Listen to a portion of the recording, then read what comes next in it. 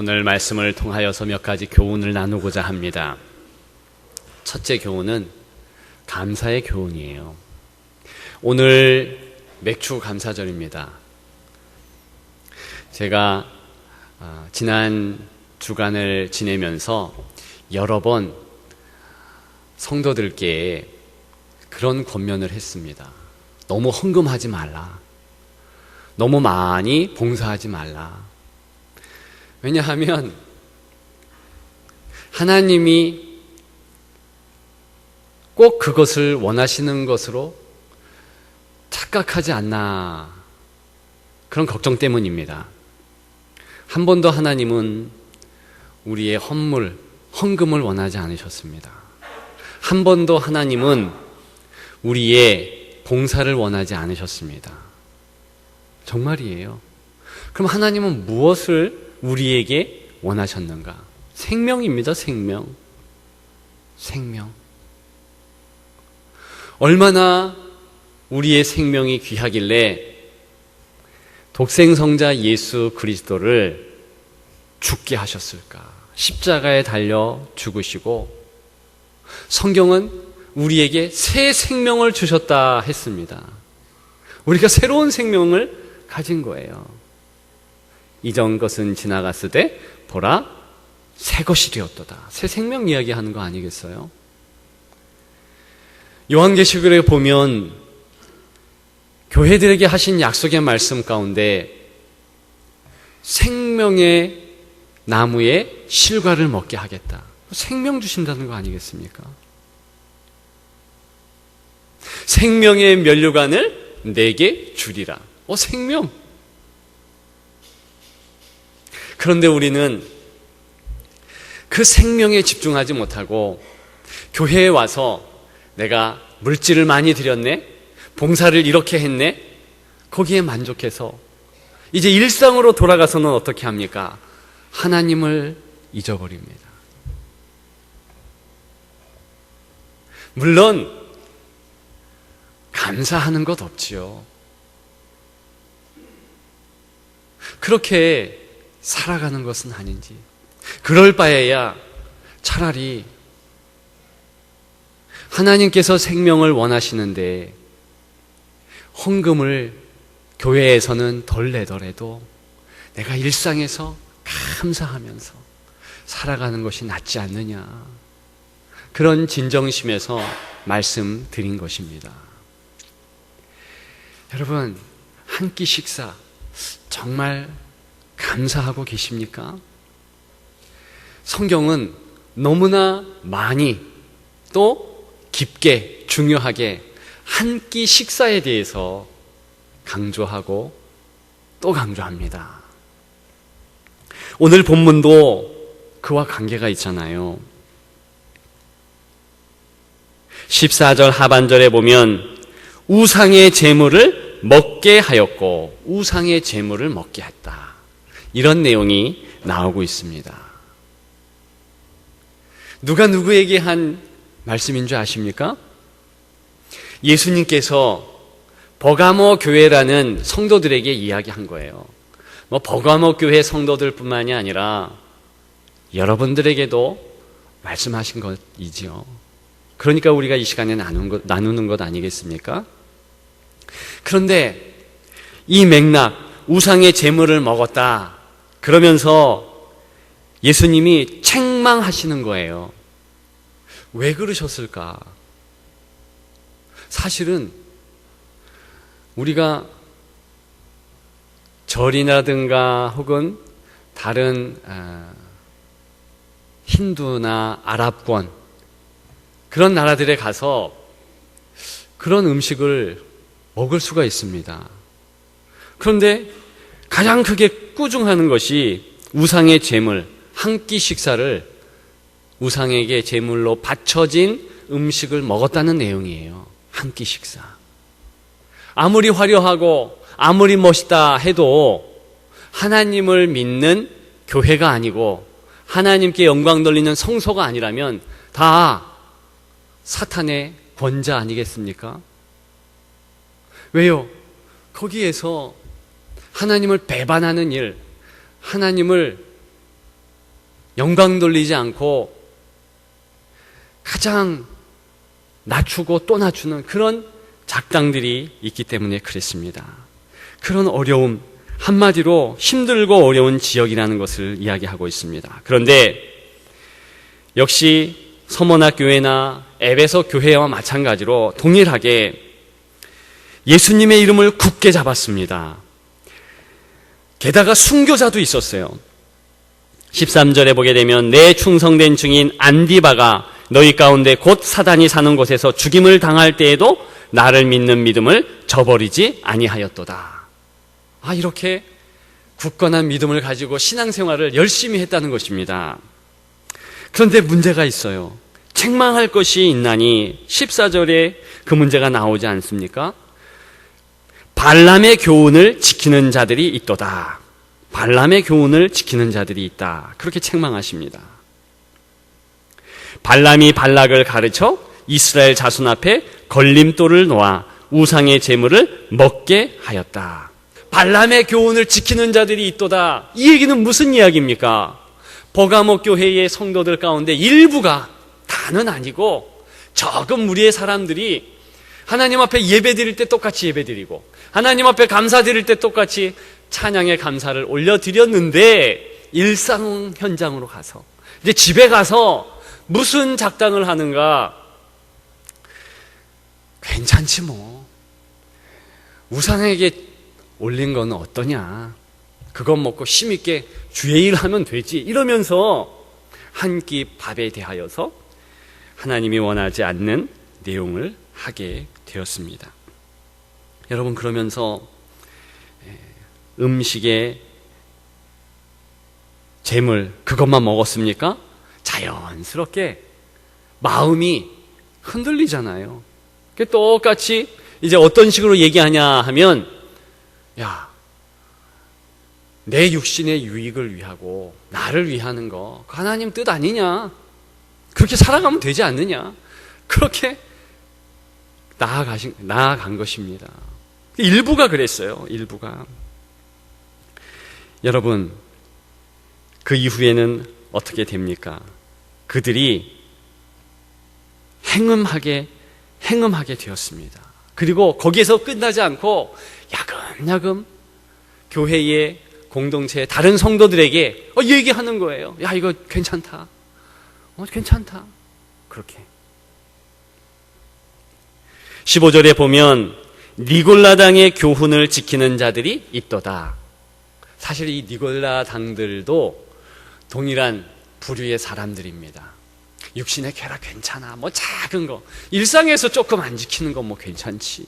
이러면서 발람의 교훈을 지키는 자들과 마찬가지로 같이 결탁해서 그러한 일들을 행했다는 것입니다. 그런데요, 하나님께서는 벌써 그 부분에 대해서 브레이크를 거시는 거예요. 안 된다. 안 된다.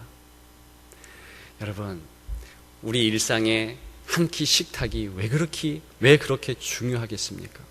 그것은 우리가 24시간 언제나 하나님의 지켜주심이 있지 않으면 안 되는데, 한 끼 식사를 먹지 않으면 우리는 연명할 수 없는 나약한 인생이라는 것입니다.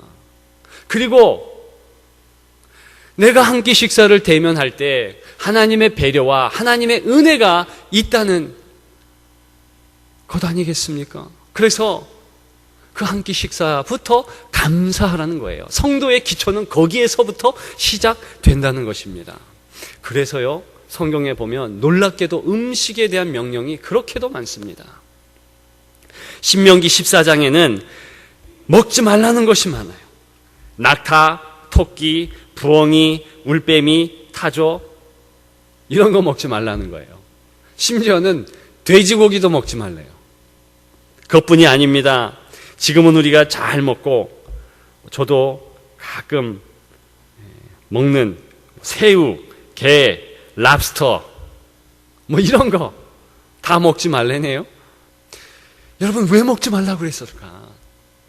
어떤 성경학자들은 그 음식들이 다 콜레스테롤이 높다, 혈관의 병을 준다, 그래서 안 먹어야 된다. 왜? 광야나 거친 가나안 땅 같은 곳에서 병들고 힘드니까 그렇게도 이야기합니다만 저는 그것까지는 모르겠고 하나님 마음을 알 수 있는 거예요. 하나님 마음. 왜냐?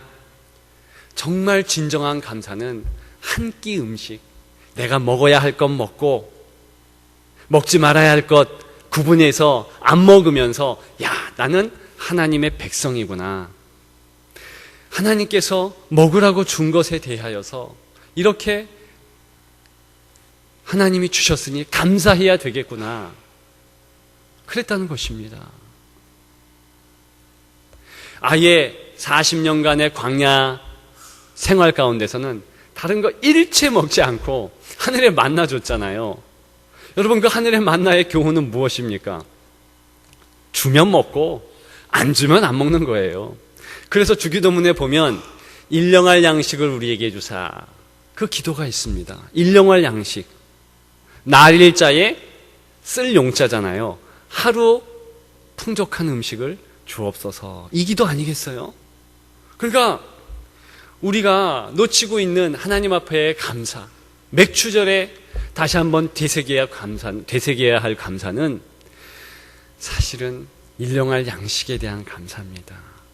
우리가 하나님 앞에 많은 기도를 드립니다. 가장 중요한 기도는 무엇인가? 사실은 식기도라는 거예요. 식기도. 혹시 식기도를 마음과 뜻과 몸을 다해서 드리시는 분? 저는 그러지 못했던 것 같아요. 여러분 어떠십니까? 일상에서의 감사가 하나님이 더 원하시는 감사라는 것 잊지 않아야 되겠습니다. 우리가 교회에 와서 몸으로 다 봉사하고 또 헌물을 정말 우리 마음을 다해서 드린 거 좋습니다. 그러나 정작 오늘 본문을 통해서도 성경을 통해서도 정말 감사, 하나님이 받고자 하는 감사는 일상의 작은 것, 특히 한 끼 식사에서부터 비롯되는 감사의 생활, 감격한 모습, 그것이라는 것이에요. 우리 옆에 분에게 인사합시다. 식기도가 중요합니다. 그것이 잘못되었을 때 어떻게 되는가? 우리는 하나님에 대한 기본적인 감사의 태도가 무너져 버립니다. 나중에는 어떻게 돼요? 감사 자체, 일상에서 감사 제목을 다 잃어버린다는 거예요. 그러면 어떻게 됩니까? 내 유익. 왜? 하나님과 나는 일상에서는 별개니까. 교회 가서서야 예배 드리니까 하나님의 이름을 찾는 거지, 집에 가면은 굳이 그렇게 할 필요가 없잖아요. 그 감사도 잃어버리고, 그럼 어떻게 됩니까? 나의 유익만을 위해서 살아가는 거예요. 음식도 내게 좋은 것, 모든 것이 다 나를 위해서. 그러면 쉽게 내게 기쁨을 주는 거 쫓다 보면 음행을 하게 되는 것이고, 여러분 지금 발람의 교훈, 니굴라당의 교훈을 쫓는 사람들은 그런 부분에서 잘못된 거예요. 일상의 감사를 놓쳤고 하나님을 잃어버렸고. 여러분, 우리는 그렇지 말라. 그런 법 없잖아요. 꼭 오늘 맥주 감사절기를 기하여서 올해 6개월 동안은 일상의 감사, 한 끼 식탁, 또 잠자고 일어나는 거, 내가 이렇게 말을 할 수 있는 거, 이런 기본적인 것부터 감사하는 우리 모두가 되기를 주님의 이름으로 축원합니다. 두 번째로, 기대의 교훈을 마음에 새길 수 있습니다. 기대의 교훈. 여러분, 이렇게 하나님께서 한 끼 식사도 주시고 그 한 끼 식사가 내 식탁에 오기 위해서 여기 버가모 교회의 성도들은 얼마나 감사가 넘쳤겠습니까? 이들에게 위로의 말씀을 주시는 우리 예수님의 말에 주목하고 싶습니다. 17절에 보면 이기는 그에게 내가 감추었던 만나를 주고 또 흰돌을 줄 터인데 그 돌 위에 새 이름을 기록한 것이 있나니 받는 자밖에는 그 이름을 알 사람이 없느니라. 무슨 말씀이십니까? 감추었던 만나를 주신대요. 만나. 여러분, 만나는 그 옛날 광야 시대에 이스라엘 백성들에게 하나님께서 허락하셨던 만나, 그것을 배경으로 해서 감추었던 만나, 어떤 내용을 이야기하는 것입니까? 예수님을 의지면 감추었던 만나. 왜 예수님이 내가 생명의 떡이다 그러셨어요. 생명의 떡. 그러면 감추었던 만나를 주리라. 그 약속은 어떤 약속입니까? 이기는 자, 하나님의 참성도, 하나님을 믿는 자마다 세상을 이기느니라 하셨는데, 그 참성도에게는 예수님을 통한 하나님 나라의 그 풍요로움을 약속하신 거예요. 그러면서 어떤 내용을 또한 약속하셨는가? 흰 돌을 줄 터인데, 그래요. 흰 돌. 여러분, 이 내용과 연결해서 요한계시록 19장 6절부터 9절에는 성경은 어린 양의 혼인잔치에 대해서 이야기해요. 그런데 그 혼인잔치는 만찬이라는 거예요. 만찬. 각종 음식이 가득한데 생명나무의 실과부터 해서 온갖 귀한 음식이 가득하다는 거예요. 지금 무슨 이야기를 하는 것입니까? 지금 봐라. 너가 이 땅 가운데서 한 끼 음식을 먹기도 버거울 때가 있고, 그리고 한 끼 음식에 대해서 그토록 감사하지. 봐라. 너는 어떤 존재인가?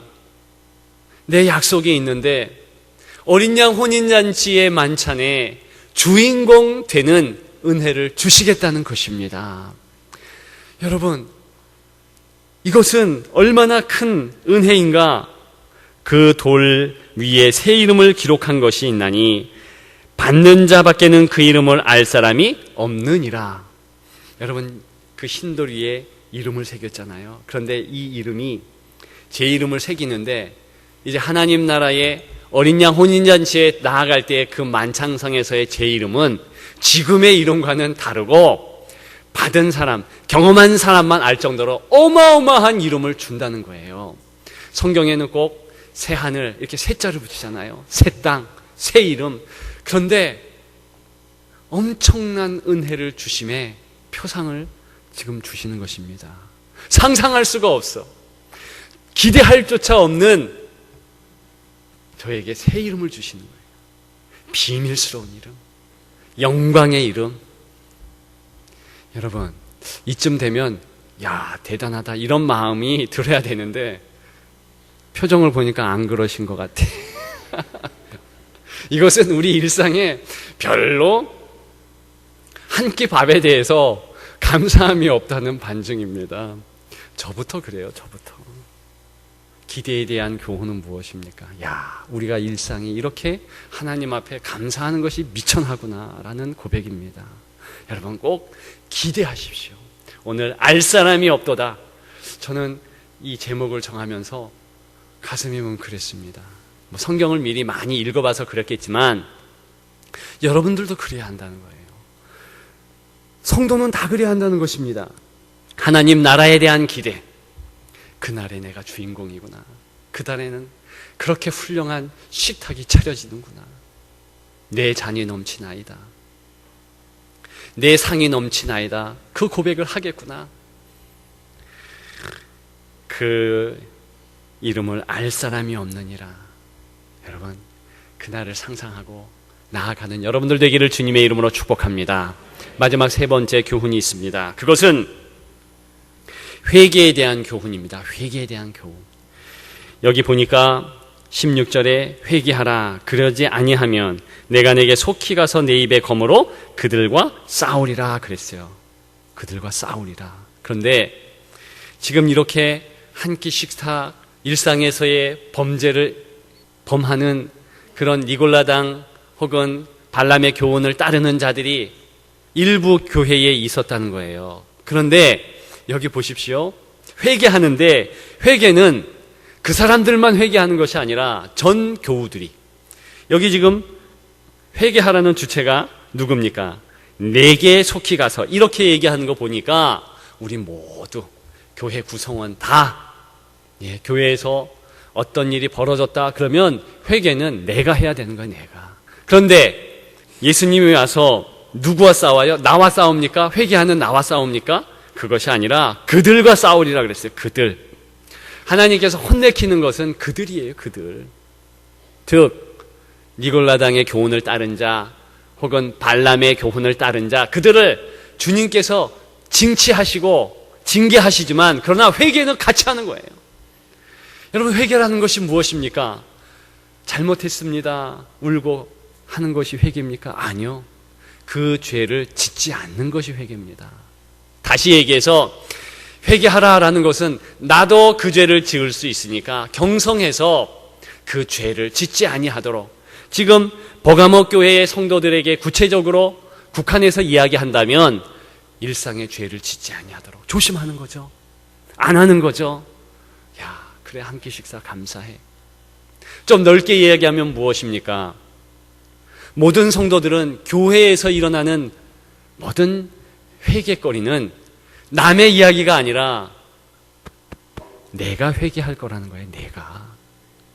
그래서 그 죄를 나도 지을 수 있으니까 경성하고 안팎을 다져서 정말 하나님 보시기에 부끄럽지 않은 하나님 백성의 신부단장하라는 것입니다.